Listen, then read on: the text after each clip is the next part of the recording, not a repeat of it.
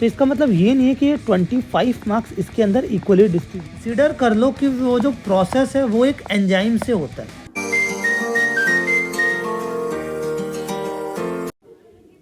Good morning everyone, welcome to फुलीफा academy. It's time to go ahead. I am Ankit और आज की class में हम लोग करेंगे क्लास 10th का चैप्टर हेरिडिटी के लास्ट 5 ईयर के क्वेश्चंस। तो चैप्टर शुरू करने से पहले कुछ जो आपकी यूनिट्स हैं, कौन सी यूनिट कितने मार्क्स की है। तो इसका फर्स्ट यूनिट है जो कि 25 मार्क्स की है। इसके अंदर आपके चैप्टर हैं 1, 2, 3 एंड 4। आपका unit second world of living जो कि 25 की है। इसके अंदर आपके चैप्टर 5, 6, 7, 8 और 8 चैप्टर आपका हेरिडिटी इसमें ही इंक्लूडेड है। थर्ड यूनिट आपका नेचुरल फेनोमेना जो कि 12 मार्क्स का है, 9 और 10 चैप्टर आ रहा है। Fourth unit effect of current, इसके अंदर आपके 2 चैप्टर हैं, 11th और 12th, जो कि आपका न्यूमेरिकली इंपॉर्टेंट चैप्टर है। फिफ्थ यूनिट 5 मार्क्स की है, जिसमें सिर्फ आपका 13 चैप्टर आ रहा है। ठीक है, अब मैं एक बात और आपको बता दूं कि ये जो 25 मार्क्स आपको दिख रहे हैं ये 5 चैप्टर है, ये 4 चैप्टर आपके इसमें है। ठीक है, तो इसका मतलब ये नहीं है कि ये 25 मार्क्स इसके अंदर इक्वली डिस्ट्रीब्यूटेड होंगे। ठीक है, ये इक्वली डिस्ट्रीब्यूटेड नहीं भी हो सकते। मान लो कि एक चैप्टर में से ही आपका आ जाए 12 मार्क्स का, इसमें से आ जाए 13 मार्क्स का। ठीक है, तो आपको इंडिविजुअल इन चैप्टरों पे अपनी कमांड बनानी है कि किसी भी चैप्टर में से ज़्यादा और किसी भी चैप्टर में से कम आ सकता है, या किसी चैप्टर में से टीचर दे ही ना। ठीक है, तो इट इज़ नॉट नेसेसरी कि हर एक चैप्टर में से आए, समझे। ठीक है भाई, अब देख लो आप कि पेपर का आपका पैटर्न कैसा रहेगा। तो आपके 39 क्वेश्चन रहेंगे 5 सेक्शंस में। 20 क्वेश्चंस आपके एमसीक्यू रहेंगे 1 मार्क्स के, 6 वेरी शॉर्ट रहेंगे 2 मार्क्स के, 7 शॉर्ट आंसर रहेंगे 3 मार्क्स के, 3 लॉन्ग रहेंगे 5 मार्क्स के, और 3 रहेंगे आपके केस बेस्ड स्टडीज 4 मार्क्स की। ठीक है, चलिए भाई पहला क्वेश्चन देखते हैं। विच one of the given statement is incorrect. ठीक है, ये स्टेटमेंट हमें अच्छे से पढ़ना है कि क्या क्या लिखा है, इनकरेक्ट कौन सा है। तो DNA has complete information for a particular characteristic, बिल्कुल ठीक स्टेटमेंट है। DNA is the molecule responsible for the inheritance of character from parent to offspring, बिल्कुल ठीक। Change in information will produce a different protein, बिल्कुल ठीक, कि जो भी चीज़ है वो चेंज हो जाएगी तो प्रोटीन डिफरेंट, बिल्कुल ठीक। Characteristic will remain same even if protein changes, अगर इन्फॉर्मेशन चेंज होगी तो प्रोटीन चेंज होगा। तो जब प्रोटीन चेंज है तो कैरेक्टर कैसे सेम हो सकता है, तो ये हमारा इनकरेक्ट होगा, मतलब यही हमारा आंसर है। तो इसका आंसर है डी। ठीक है, समझ आई ना कि प्रोटीन चेंज हो रहा है, तो प्रोटीन कब चेंज होता है, जब इन्फॉर्मेशन चेंज होती है। तो जब इन्फॉर्मेशन चेंज होगी तो प्रोटीन चेंज होगा, देन प्रोटीन चेंज तो हमारी कैरेक्टरिस्टिक भी क्या हो जाएगी, चेंज हो जाएगी। चलो भाई नेक्स्ट क्या है, ये भी 2023 का है, पिछले वाला भी था। तो a cross between a pea plant with a white flower and a pea plant violet flower resulted in F2 progeny in which ratio of violet and ये फ्लावर विल बी। अगर आपने मोनो हाइब्रिड क्रॉस करा होगा तो आप directly इसका answer पता कर पाओगे ये, अगर नहीं करा है जिसने भी तो मैं आपको बता देता हूँ। ठीक है, ये देखो अब इसके गैमेट्स बनेंगे ये और ये, तो जब गैमेट्स का क्रॉस होगा तो ये हमारी F1 आ जाएगी। F2 का क्या होता है, F1 में ही होता है। तो जब V और V इंटू V होगा तो क्या बनेगी आपकी प्रोजेनिस,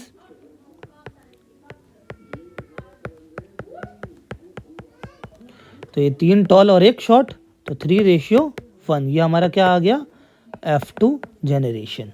ठीक है, मोनो हाइब्रिड क्रॉस। चलो भाई आगे, असर्शन रीजन का 23 का है ये भी, कि in humans if gene B is responsible for black eyes and gene small b is responsible for brown eyes, then the color of eyes of a progeny having gene combination this and this will be black only। तो B यहाँ पे हमें क्या दिखा रहा है कि black के लिए है। ठीक है भाई, और जो स्मॉल b है वो ब्राउन शो होगा। तो the black colour of the I is a dominant trait. ठीक है, रीजन दे रखा है, तो ये डोमिनेंट है। तो डोमिनेंट मतलब जहाँ पे भी बी होगा वो ब्लैक हो जाएगा। तो भाई हमें दिख रहा है कि यहाँ बी है तो ये ब्लैक होगा, यहाँ बी है ये ब्लैक होगा, बट यहाँ पे दोनों के दोनों ही छोटे वाले भी हैं, तो ये तो ब्लैक हो ही नहीं सकता। तो इन तीनों जीन कॉम्बिनेशन के ब्लैक कैसे होंगे, तो यहाँ पे इसका आंसर होगा कि भाई A is false R is true. तो A is false R is true, इसका आंसर होगा D. Clear. Next, the most obvious outcome of a reproductive process is the generation of individual of similar design, ठीक है, but in sexual reproduction they may not be exactly alike, बिल्कुल ठीक है। The resemblance as well as difference are marked, दिखती है हमें, ठीक है। The rules of heredity determine the process by which the traits and characteristic are reliably inherited, बिल्कुल ठीक बताता है ये। Many experiment has been done to study the rules of inheritance, बहुत सारे एक्सपेरिमेंट हुए हैं, यस। पहला क्वेश्चन है हमारा, why an offspring of human being is not a true copy of his parents in sexual reproduction. तो सबसे पहले आपको पता होगा कि जो सेक्सुअल रिप्रोडक्शन है उसमें कितने पेरेंट्स इन्वॉल्व होते हैं, 2, एक तो हमारा मेल होते हैं और एक हमारे फीमेल होते हैं, ठीक है। Whereas in asexual reproduction सिर्फ एक पेरेंट इन्वॉल्व होता है जो कि मदर होती है। तो जब एक पेरेंट से करैक्टरिस्टिक जाएगी अगले बंदे में तो वो सिर्फ एक ही की जाएगी जो कि उसकी डॉटर सेल बनती है ना। तो इसीलिए ये एग्जैक्टली सिमिलर होते हैं एसेक्सुअल रिप्रोडक्शन में। बट इन सेक्सुअल रिप्रोडक्शन कुछ चीज़ें मेल की जाएगी जो कि फादर है हमारे, और कुछ फीमेल की जाएगी जो कि मदर है हमारी, और ये हमारा ऑफस्प्रिंग होगा। तो इसके अंदर मदर का M और फादर का F दोनों होगा, तो ये MF बन जाएगा। तो how can they be similar to male or female, इसीलिए जो हमारा ऑफस्प्रिंग होता है वो बिल्कुल अलग होता है पेरेंट्स के। क्लियर। नेक्स्ट है हमारा कि while performing experiment on inheritance in plant what is the difference between F1 and F2 generation, कि F1 और F2 में क्या डिफरेंस रहेगा। तो 1 नंबर का क्वेश्चन है तो एक डिफरेंस ही बताना है। तो हम सिंपल सा ये कह सकते हैं कि जो F1 जनरेशन है वो होमोजाइगस पेरेंट से बनता है। कौन से पेरेंट से बनता है हमारा, होमोजाइगस पेरेंट, जैसे कि टॉल फादर और स्मॉल मदर, ये होमोजाइगस है, सेम है दोनों के दोनों, ठीक है। वेयर एज इन F2 जनरेशन जो ये होते हैं वो कौन से होते हैं, हेट्रोजाइगस पेरेंट से बने होते हैं, जो कि ये होते हैं दोनों के दोनों अलग अलग। 1 नंबर का है, इतना बहुत है। सो नेक्स्ट है हमारा, why do we say that variation are useful for the survival of species over time. तो यस, वेरिएशन ओवर टाइम क्यों इम्पोर्टेंट है, बिकॉज मैं एक बार वर्बली आपको बता देता हूँ। बिकॉज समटाइम क्या होता है कि जो हमारा इन्वायरमेंटल कंडीशन है वो इतनी तेज़ी से चेंज होता है, रैपिड चेंज होता है, जिससे अगर हम वेरिएशन ना लाए अपनी बॉडी में चेंजेस ना लाए तो हमारा सर्वाइवल खतरे में आ जाता है। That is why variation is useful, ठीक है। जैसे कि आज ही की डेट देख लो, अब कितनी एक्सट्रीम ठंड हो रही है और एकदम से बहुत ज़्यादा एक्सट्रीम गर्मी होती है।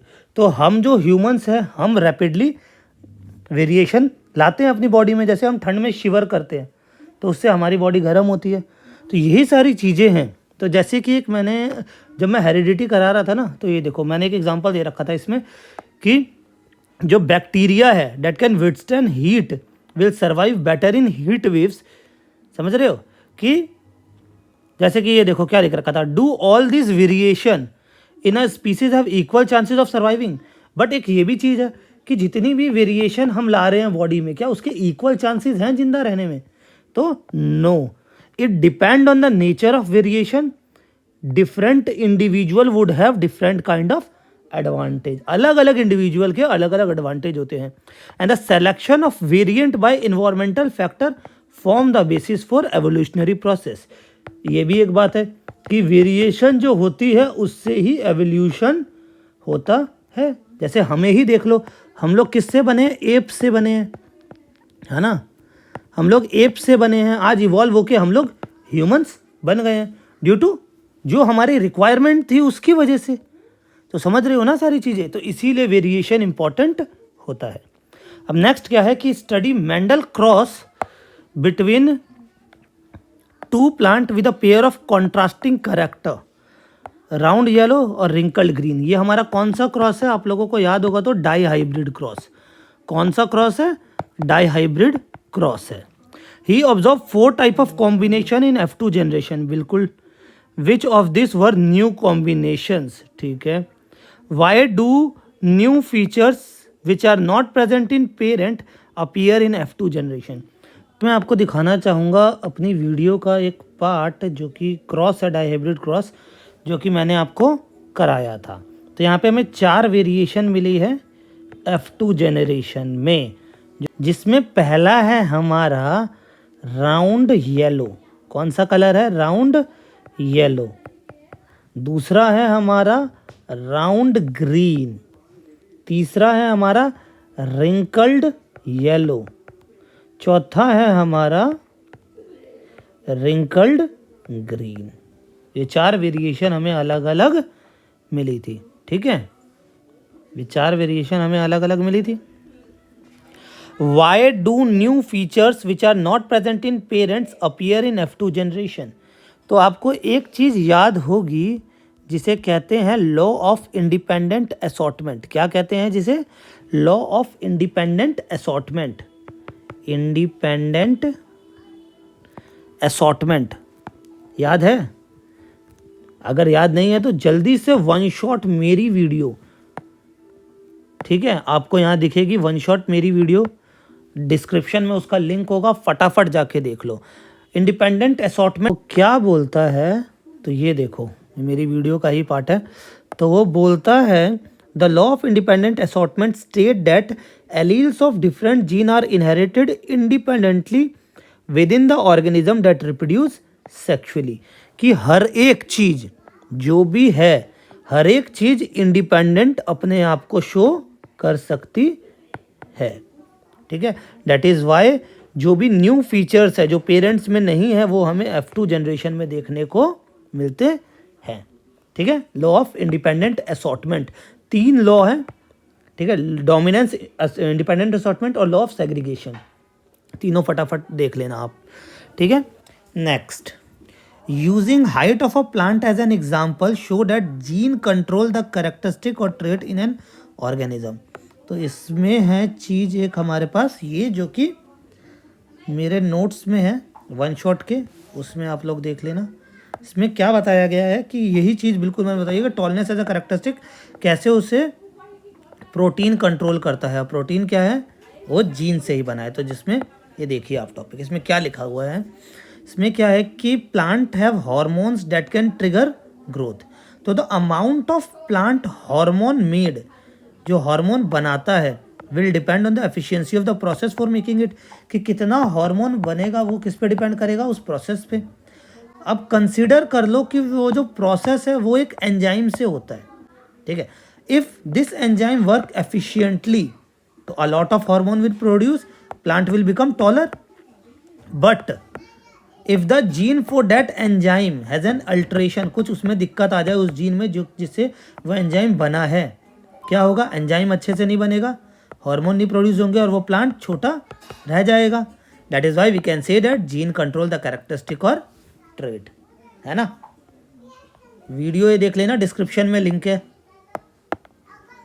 अब नेक्स्ट है कि in a cross between red colour and white colour flower, red color and white color flower, when plant with red flower of F1 generation were self-pollinated, plants of F2 were obtained in which 75% of plant were with red and 25 with white flower।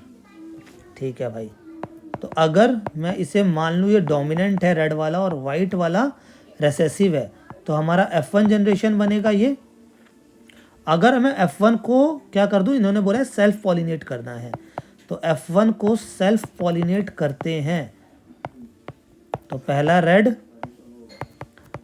Dominant red है तो ये भी red तीनों show होंगे, और ये हमारे क्या हो जाएंगे? वाइट। तो यस, 3:1, 75:25। तो ये बिल्कुल ठीक है, और ये इसका हो गया का डायग्राम।